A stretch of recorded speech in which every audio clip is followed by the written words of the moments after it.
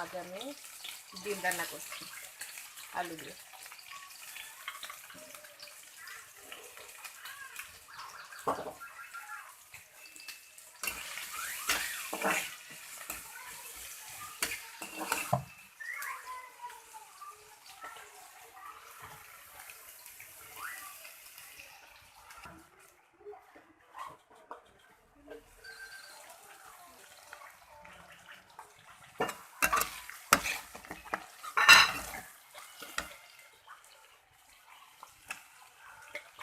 গরম মশলা দিলাম, ছেঁচে দিলাম স্যান্ডার সাথে।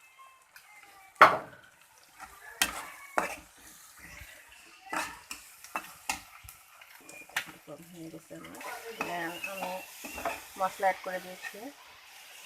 মশলা সবার মাংস এটা মশলা, হলুদ, মরিচ, ধনিয়া, জিরা গুঁড়া,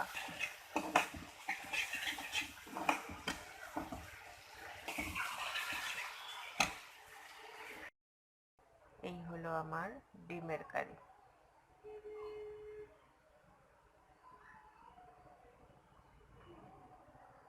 টেস্টি সুস্বাদু হয়েছে, খেয়েছে খাবার